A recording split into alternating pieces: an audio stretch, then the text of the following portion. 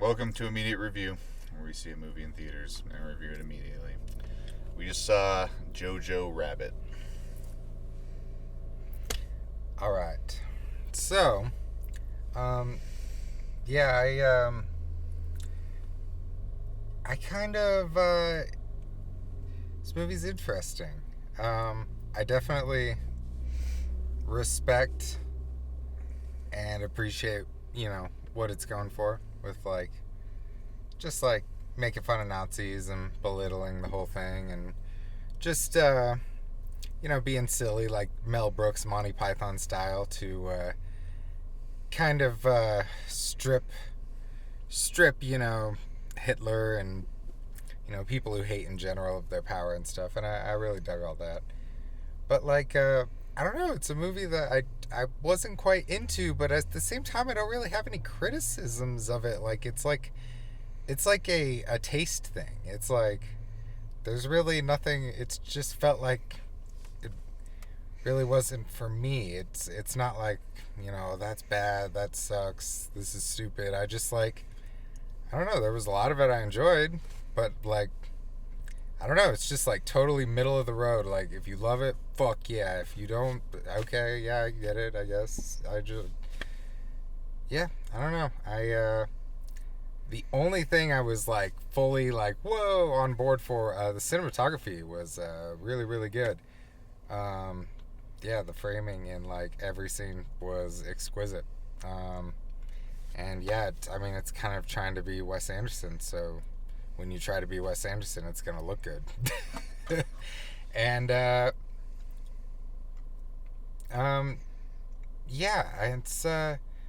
it's weird. I kind of never felt like this with a movie. It's just I don't really have anything great to say about it, but I don't really have anything bad to say about it either. But I respect it, and I get it, and I totally get why people love it, and I'll watch it again.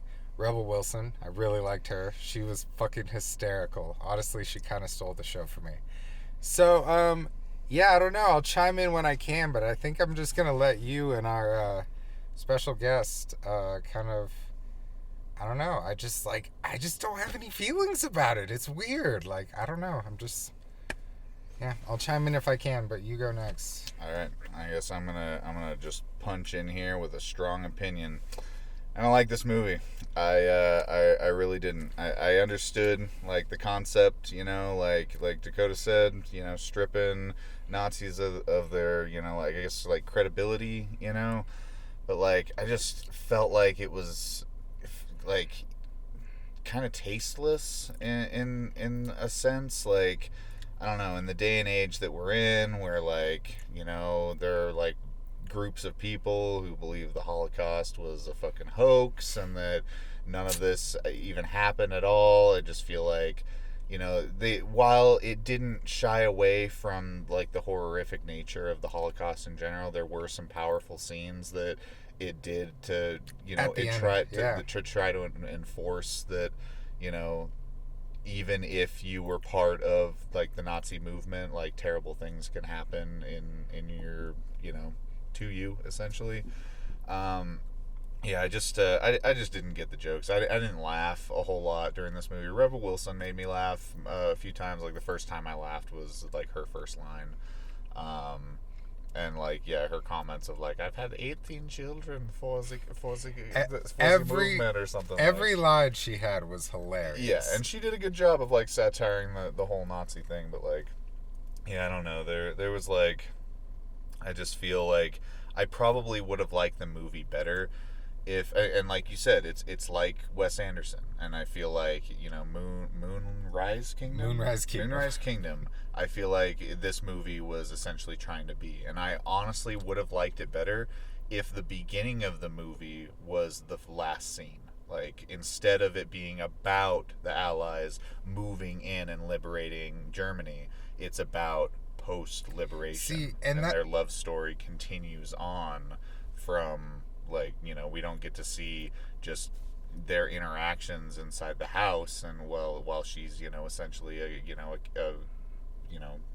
Jew being hidden, we get to see her actually interact around the world that isn't just face to face with like Gestapo and whatnot. And yeah, and like there are scenes that like it tries to build tension in, and there is tension, like it's there, but I just couldn't stop myself from comparing it to like, I don't know, movies like Inglourious Bastards and like Fury and stuff like that, who are able to like do the comedy thing but also bring a very serious tension and tone. To Be or Not to Be is another Nazi comedy with Mel Brooks. That's a good one. Sorry. And yeah, it's like I don't know, you know, the scene where the Gestapo come, you know, I feel like that scene really suffered with Heil Hitler, Heil Hitler, Heil Hitler. Yeah, Heil Hitler, and Heil like, Hitler, Heil Hitler. and at the very end, they all say Heil Hitler at the same time. It's like, what the fuck was the point of doing all that besides just to fill time? I guess that's the punchline. I don't know. Yeah, like I don't know. I just felt like there was a huge like language barrier that came with like quality, like.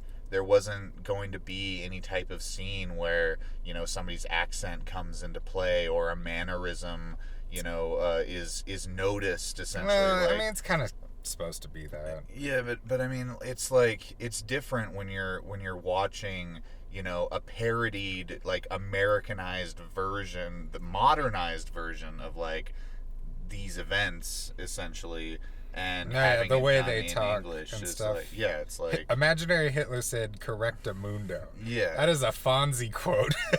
Yeah, and like I don't know, the Germans, like I don't know, they lose like a sense of like gravitas without, you know, speaking their language. Like German is a very like harsh and like stiff language, and to replace it with a parodied modernized English version of it was like less immersive to me than other movies that are essentially taking place in the same time. For sure. And yeah, I just I didn't really think it was that funny. You know, I feel like I've said that, but like I didn't laugh too much. And yeah, it was just, you know, I mean, one guy commented on our videos if it was going to be too PC, and I don't really know what that means, but like I think maybe people are gonna say that I'm like too PC for this movie, but I just like, I don't know, like you said, it wasn't for me. Like I don't know. Like I mean, that is just a vague term that if you got to throw it out, that means you don't have other adjectives to properly form your argument. Yeah, exactly. Because it's like I didn't hate it because it's not politically correct. No, I understand like, too. I could totally understand. Like, if someone was Jewish and was like, "I do not like JoJo Rabbit," I wouldn't be like, "You're wrong, man. Fuck you."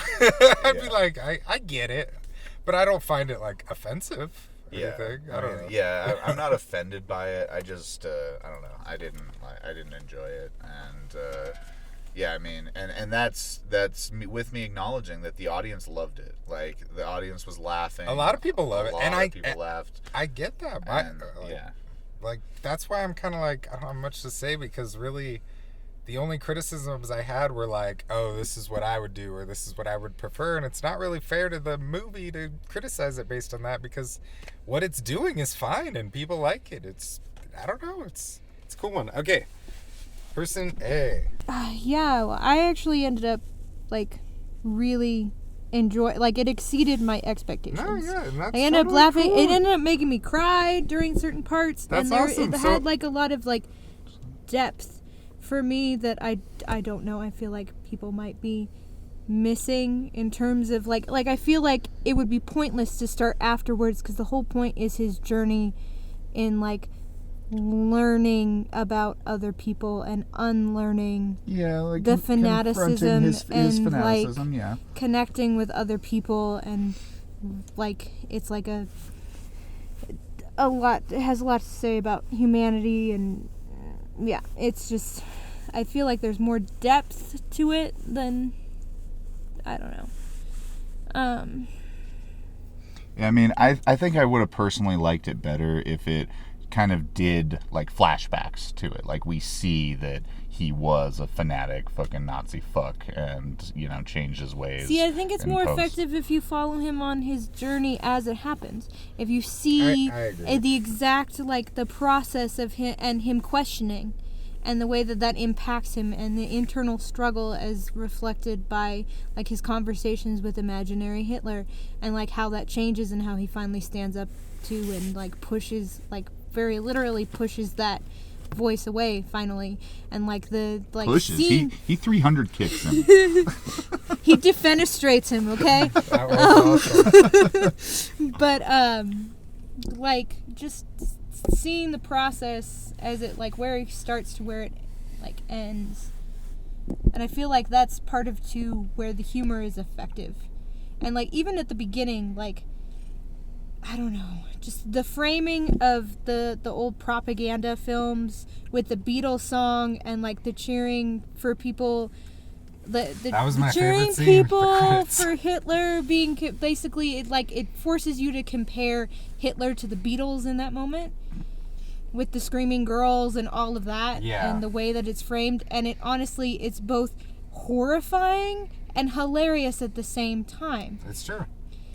Because this is something that really happened, and those reactions that were caught on camera are genuine, and the fanaticism is something that was very much real, and then the film takes away all of its power through comedy. Yeah, exactly. And does like a great job of that. And I feel like JoJo's mom is like the character that really like solidified, like was the make or break ultimately for me, and whether or not I was going to find the message effective, and they did that well with having her be in the resistance and having her not be on board with all of it, and like having her like be consistent in that from the beginning, and having that slowly throughout the course of the story you getting it more and more of it. And I feel like the reason that it doesn't start out with a ton is because you're supposed to see it from JoJo's point of view, and as JoJo learns more and as JoJo grows more as like a person and is kind of like growing up, then the story unfolds a little bit more. You get more pieces of information, but at first it's just all this fanaticism because that's where he's starting out. And it makes sense too, because like in terms of like Scarlett Johansson's character, the raising of a fanatic child in Nazi Germany would give you a greater benefit of the doubt of whether or not you were it would hide you. A sympathizer to the Allies. Not only that, but like it I feel like it really like, I mean they could have maybe gone a little bit deeper with that, but it really does get at to like the pain that she feels. Like she almost compares it to him being dead. Like she's worried about like losing him to that. And doesn't want to, but also at the same time can't risk, you know, every like herself being killed, her husband who's off in another country being killed, like the entire family, and the girl that they're harboring also being killed by exposing everything to him too early. But like the pain of having a child who is so fanatically into something that you are very deeply against. It would be basically like, I mean, like nowadays, like I can't imagine like the pain that some parents must feel like if they have kids that are in like an extremist hate group. So real quick, I just wanted to mention about what was Scarlett Johansson's character's name? I don't know. Scarlett Johansson. She was okay. Mom. Black Widow. But I really, that was to me the most effective moment. I love the scene when he found out about his mom, and like, spoiler alert. So, like, when he's, what was he, looking at his book or something, and his mom walks up, and her feet are in the left side of the frame. And like, the way they shot it, I just knew that was important. Almost like I thought I missed something. I was like, oh, wait, what I missed? Those are important. And the cinematography was really, really good in this. It really was. Yeah, later on when he's just walking and then the shoes just like appear right where it was. Right where they were. Yeah. Oh my god, no, the him tying her shoes, and this whole time he hasn't been able to tie his shoes, and she's been tying his shoes for him, that made me tear up. Character arc.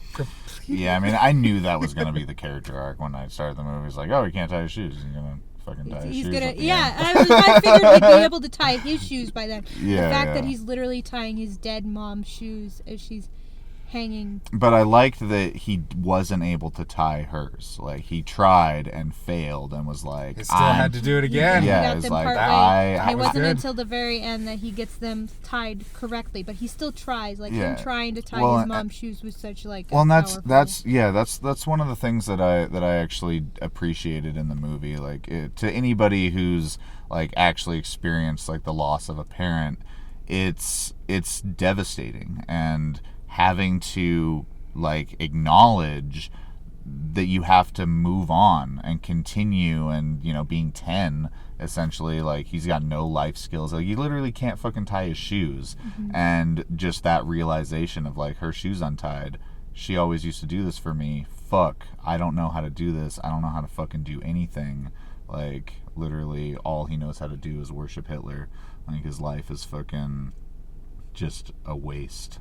And like, yeah, and that's why I kind of wish it was a post story, is because he feels so much more like a human at the end of the movie. Like, Sequel. But see, yeah, I think that's the point. Yes, dude, I would love a fucking sequel, man, that actually follows like them further, like their story. I don't want any more of that. Like, oh man, I would love story. it. I would love it. I think it's a perfectly good self-contained story, and I think the whole point is him becoming human and realizing.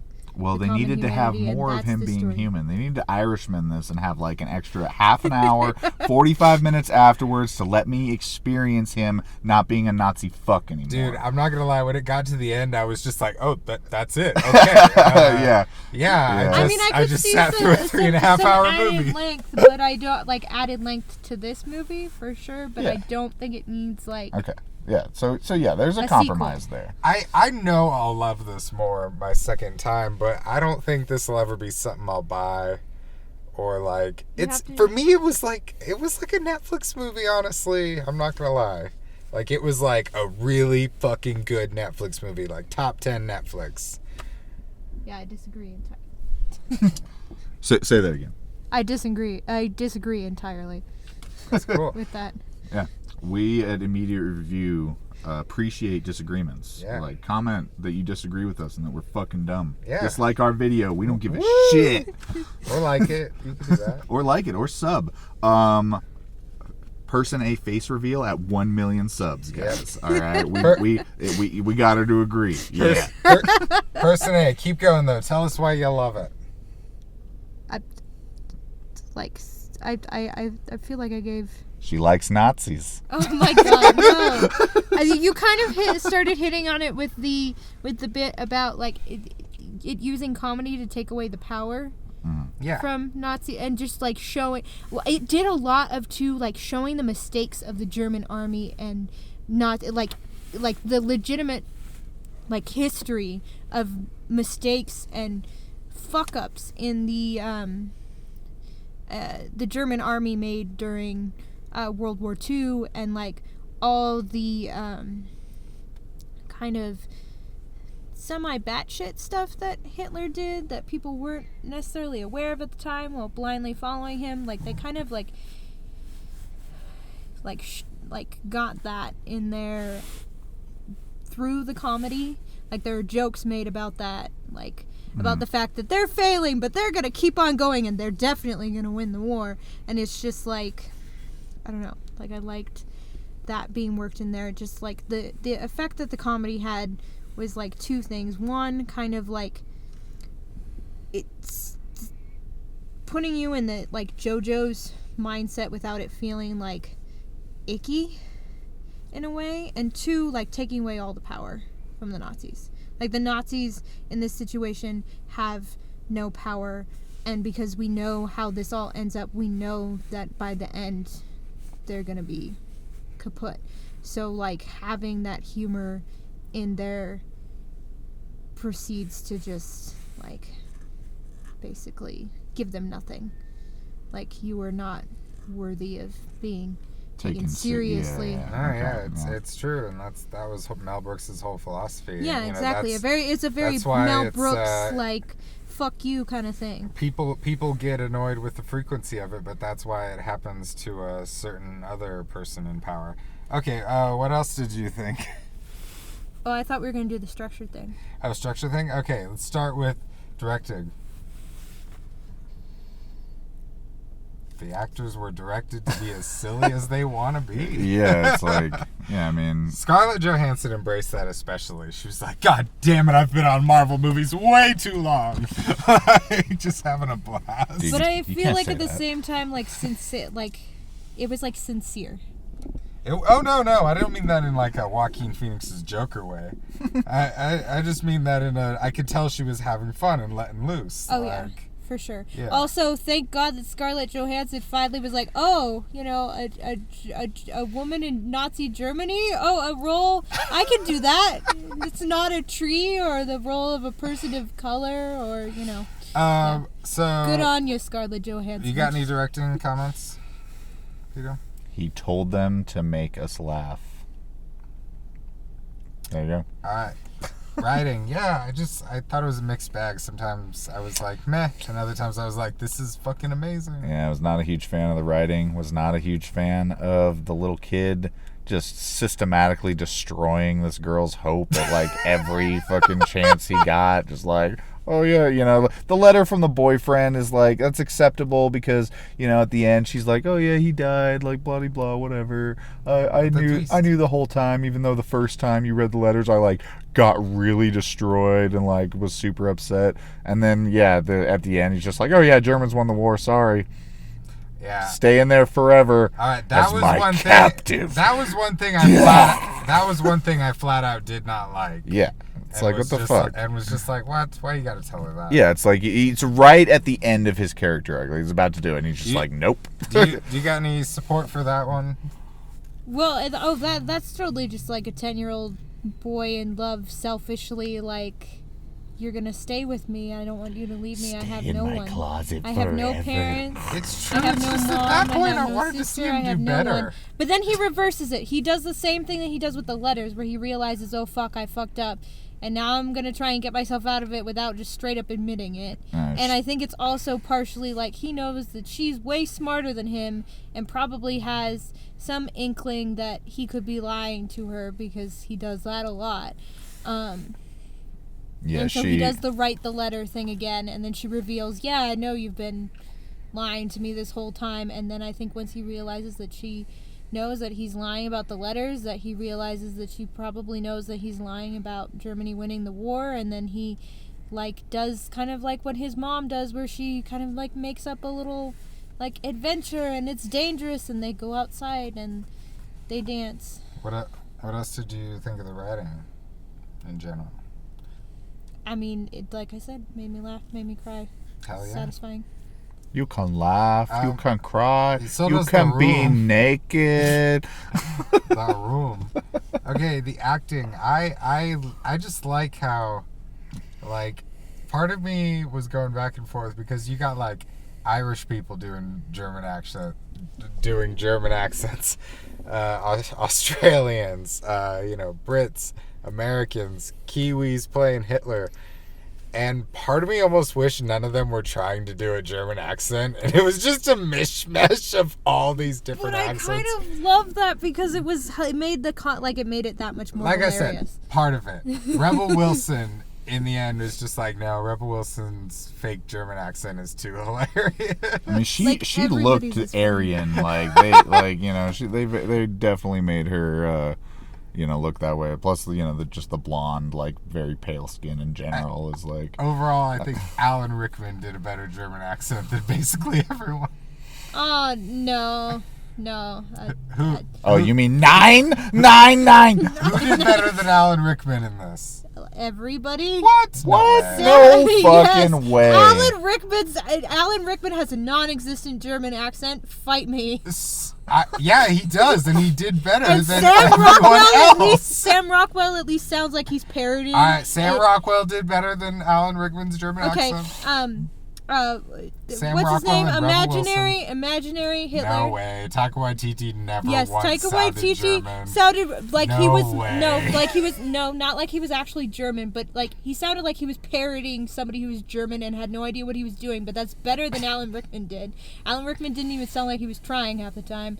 Sorry, Alan Rickman, I love you. May you rest in peace. That never mattered to me in Die Hard, but still. It doesn't, but I think the Hitler outfit just made you think it sounded more No, German. he sounded like he was trying. At the very least. He was failing, but he was trying. And we celebrate with the wall. I thought... Scarlett Johansson probably sounded the most legit. I don't know. I thought hers wasn't great either. I don't know. It was alright. Hers and what's his name, who played the Gestapo. I was gonna say guy. the only German guy like had a good German accent. Like, No, I'm pretty sure he's Irish. oh, he's Irish. Is he? Or maybe... I mean, no, he's British. He doesn't I don't look know. Irish. Yeah, to he's me. British. He's British. He's ish. Okay, well. He's somewhere. He's from somewhere in the UK. Actually, I think he might be Scottish. If I remember The correctly. United Kingdom of Germany. Brothers and sisters. No. But either way, I can't remember his name, and he still pulled off a decent one. My point is, the accents didn't bother me because they weren't ultimately important, and the kind of the inconsistency of them No, they lended didn't. itself to the comedy. No, they didn't bother me at all. Like, Yeah, it didn't take me out of anything. Like, I wasn't just like, oh, these parodied German accents. No, there were just a couple. It was once I realized that like nobody was from the same country. I was like, what would it be like if like nobody was trying at all? But yeah, no, I'm fine with it. I was just purely a what if scenario. All right, we talked about the cinematography. Any other comments people want to make about the cinematography? I just find it interesting that during the directing you didn't mention more. I don't know. He did some interesting things directorially. Like you mentioned, a lot of it is very similar to Wes Anderson, but he did, I don't know. I just found some of the editing and all of that. Yeah, that's the editor's job. Like, yes, but it's the director's I know, job I'm to just make kidding. those decisions. I'm just kidding.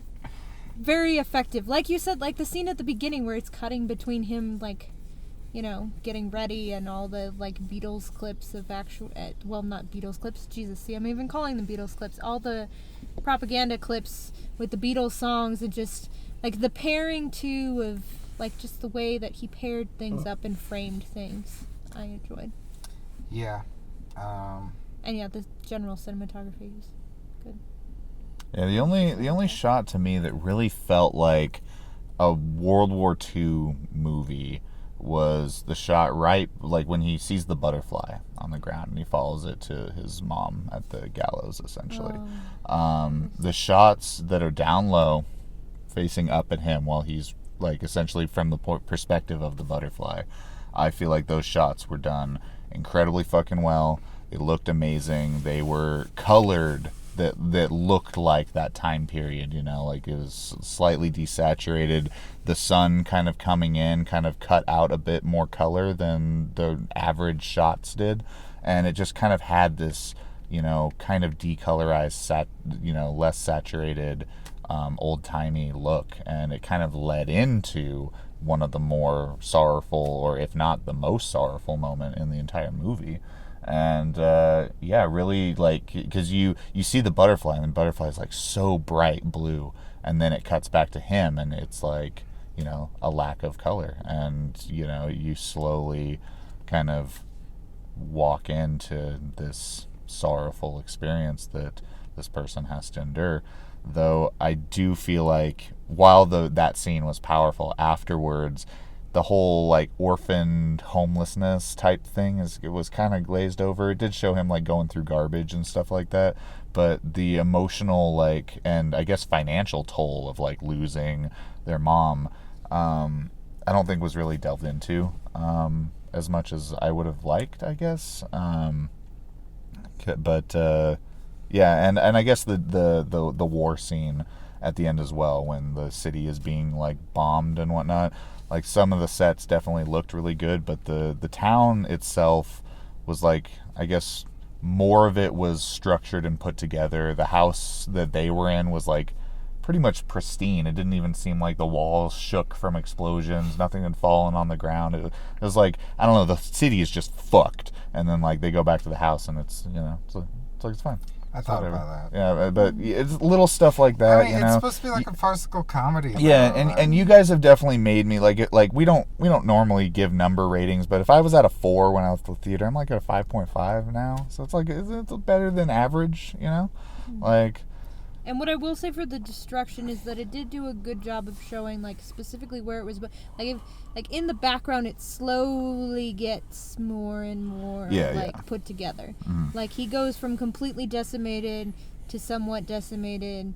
There's a little bit going on to, like, his house was in the center of town and not like moving out of the battle Yeah. zone. Yeah. So it kind of, like, shows that as he moves out. And it, like, thinking about that also makes me realize that one thing that Taika Waititi does really well, I think, is jump. Well, that's very close.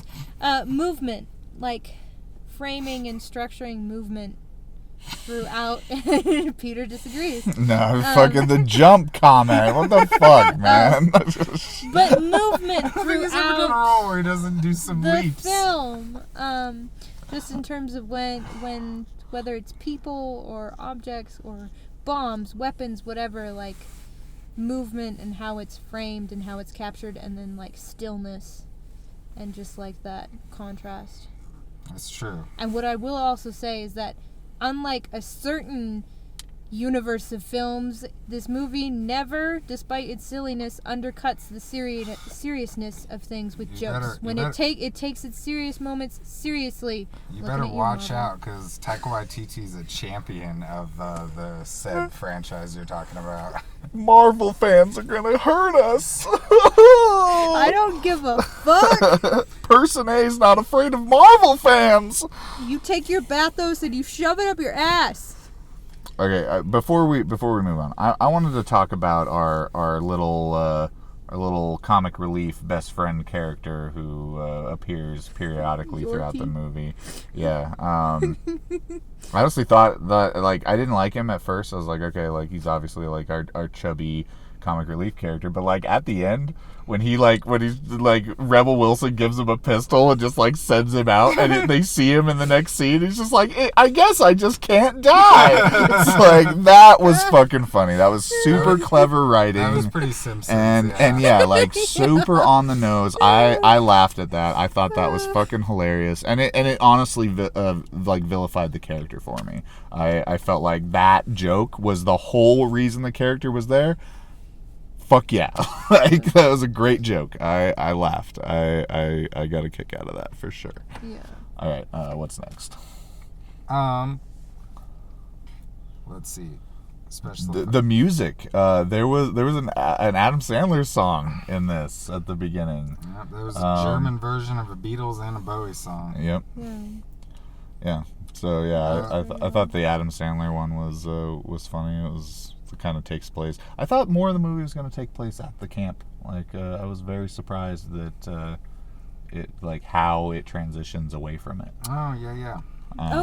That. Yeah, I love the way that was done. Yeah, I did not expect. Because it's like he totally would fucking be like a stupid ass kid who get blown up by a grenade. in his moment of triumph, where he's like, "I'm gonna be the rabbit," and then he just takes a hand grenade and ends up blowing himself up. But then the way that it's shot after that, I really enjoyed that, like it all being from his perspective and kind of out of focus, and it's just like he's passing through all these people. Those they did some like blur vignettes too that were very cool, where like the center of the image kind of comes in, but everything on the outside's blurred, and then it kind of like warps in and out as the focus comes in, and he obviously regains or loses consciousness. Thought that was really clever. Yeah. No, like if it gets nominated for best cinematography, I won't be surprised. Honestly. Really? I don't think it deserves best cinematography, but it wasn't. I don't think it deserves to win, but a nomination. Yeah, I'll give you that. I mean, it's the symmetry. Like it had symmetry to rival like Scorsese and Wes and Kubrick, and yeah, the symmetry and the motions and everything was on point. I mean, the color grading was a little bright for my taste, but it's like whatever. Yeah, and it was consistent throughout. So, but in terms of just like shooting everything, they shot that shit really well, and it's creative. It's got a creative style. It's not shot like your average comedy or No. Without any creativity. It's definitely on point. And it's like it takes risks, and like different scenes have like a different style to them without it feeling jarring. Like it's not like a Serenity like level of suddenly this is now shot this way kind of like shock. It like subtly does it with like the more serious scenes, and then like I really loved how the scene when he finds Elsa in his sister's room is shot like a horror movie. Yeah. Mm-hmm. It's like down to like her fingers wrapping around, and like the way the zooms are done, and like it pans, and the music built like it's very much like framed and shot like a horror movie. And then eventually like things kind of resume their normal pace once she's out of her hiding space, and there's some jokes thrown in, but like just for that moment of first discovery, it's very much like shot in a way to kind of like build the suspense. You know what's coming because you've probably seen the trailer, but still it's creative in that sense. It's not just like here she is. It's true. No, I enjoyed all of that. Yeah, I dug their relationship. It's I mean, it's pretty standard. I've seen it, dynamics like that a lot. I enjoy that they did it well. That they actually addressed the age difference, because I was worried they were going to go someplace creepy, that she was going to end up kissing him, that they were going to like do something weird even though she's 7 years older than him, but they acknowledge it, and it's JoJo that acknowledges it. And they dance at which the is end, awesome. And you can make your own fan fiction. Go draw your weird art. Oh God, no! Don't! They're children. Don't tell them Dude, to it's draw. already on the internet children. right now. Children. It's on the internet. I'd like to remind you all that she is 17. Don't draw and he is 10. I'm not years genuinely old. advocating for it. I'm just commenting on the fact that it exists. Don't lewd the rabbit. Okay, we don't need it. Nah, they'll like make him older. It'll be like, yeah, this is him in 10 years. Yeah. Look at how big I made his cock. It'll be okay. That's 10 years of girth right there. But pure girth. Oh God. No. All right, go on. All right. Anyways, this review is almost at 40 minutes. We need to wrap this up. Oh, I have one more thing. Did anybody else notice that there was some kind of tension between Sam Rockwell and like the character that like follows him around all the time? There was some homoerotic undertones. Dude, there was some homoeroticism, and I feel like that's part of the reason that Sam I don't like that Sam Rockwell's character like is so lenient, like helps them, and I feel like it's purposefully coded that way. Oh, interesting. Like, I don't know, because he does a lot to help them when he knows what's going on. No, there's a part when the guy came up to him and he's like, I have good news. I don't remember the exact line. And Sam Rockwell's like, great. And they're like, I want to kiss you over this good news, but I can't. Bye. Yeah. Well, and he's following him at the end, and Sam Rockwell's in like this extravagant, like fabulous battle out like gear, and the guy's behind him like holding up his cape, and I don't know. That's hilarious. But also just like all the things that he does, like lying about her Elsa's papers being correct, and then lying about JoJo not being part of like the Hitler Youth and all of that to like save him. I don't know. He like makes, and he says that he has a line about JoJo's mom being a good person, a genuinely good person, that kind of like implies that he was on the side of the resistance. Hell yeah. Okay, so trailers. We already talked about It's a Beautiful Day and the Hidden Life. Okay. Hidden Life. Let's talk about that one. Looks amazing. Okay. This movie is gonna give me cinematic orgasms.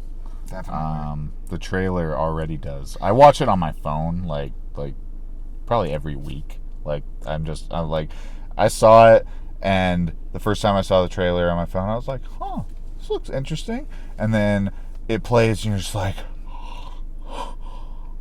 Fucking and then it's like written and directed by Terrence Malick, and you're like, oh, yeah. Terrence Malick's making a comeback. His last three movies fucking sucked. They fucking Knight of Cups almost killed my love for art films. I was just like, it made me think, like, is it just all pretentious bullshit? It's like... The difference is this one appears to have a structured story based on true events, and that tends to be where Terrence Malick shines, with the exception being Tree of Life. Yeah, it's not just like, I'm a man who lost his woman.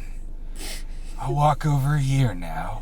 Like, that's what his last three movies have been, basically. And so, yeah, he's going back to war movies, like, doing a story, plot. Ugh. Yeah, and I'm betting it's gonna be, like story-driven stuff and like intercuts with just fucking beautiful imagery, standard Terrence Malick.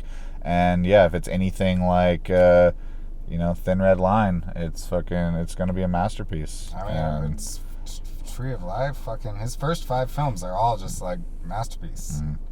And then he fucking farted a couple times. I mean, and he's coming back. Alright, Wendy, aka Lord of the Flies meets Peter Pan. yeah, I was like, is this Peter Pan? Well, yeah. What'd you think of that? Well, it says inspired by the classic tale, and then they refer to him as it's very clearly supposed to be a riff on Peter Pan. Am I gonna have to bleep that? I'm gonna have to bleep that, dude. You fucking you spilled her name, dude. You Let's keep going. Why'd you spill your beans? Let's keep going. Okay, go. Bleep it. You have to bleep it. We just gotta cut all that. Go. I don't know how to feel about it. If it's from the director of oh my god, why can't I remember the name of the film? But the film like that it's from the director of, who did that movie. Oh, that director that did. Movie, yeah, awesome. I love that Beasts one. of the Southern Wild. I think that's what it's called. Yeah, it was something. The one about the little girl, and it's like in New Orleans or Louisiana in a swamp somewhere, and it's like kind of there's some magical realism. I don't know, but that film's really good.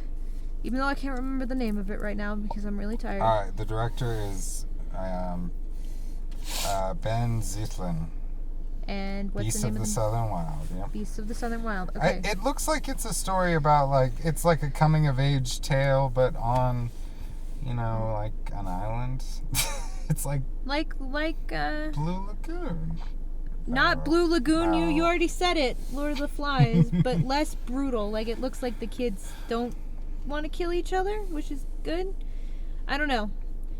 I don't have any strong it seems feelings like about it's it. trying to be grounded in more realism. Like, they don't just get stranded somewhere or go somewhere. It's kind of they seek it out. Yeah, they seek it out and they travel after the fact. Like, they're like shipwrecked and they stow away on different things or something along those lines. But it's not fully realistic because they go down in like some water thing. Yeah, and they there's keep like some of the magical alien elements magic of Peter shit Pan. down there, and it's like this will The help mermaids them from forever. Peter I mean, Pan. that could be just based around the imagination of children. Yeah, that's kind of in Beasts of the Southern Wild. There's a lot of that stuff, that magical realism that's tied to the imagination of children and the main character, and I feel like that's probably where this is going to go. Yeah, I could Bridge see to that. Terabithia style. Yeah. No, not like the movie Bridge to Terabithia. That was done Just poorly. like it. Shut up. I mean, the Bridge to Terabithia is just bad foresight. It's like, yeah, should have built it sooner. Sorry. That's why you don't ditch your friends, guys. Yep. Because then they'll go without you and they'll die. If Bridge to Terabithia has taught us anything, I think you'll feel guilty about their death forever. So we just reviewed JoJo Rabbit. Okay, so what's next? What do we fucking got next? Next is Charlie's Angels. We should review that one. That would be hilarious. yeah. People need to start giving us like requests and stuff of stuff send they us want to requests watch. if you want. I want to watch something bad.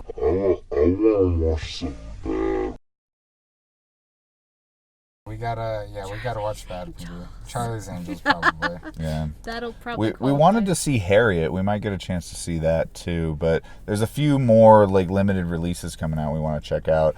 Also, guys, thank you all so much for the Parasite. the Parasite review we did has almost 600 views. Definitely our most viewed video ever, even with the vinyl word that we used to do. We still do it. We're just on break. Yeah, we're on a break. Hiatus. But yeah, like thank you guys so much. Yeah, we're gonna keep going. All right. Be sure to like and subscribe, and yeah, thanks for watching. Peace.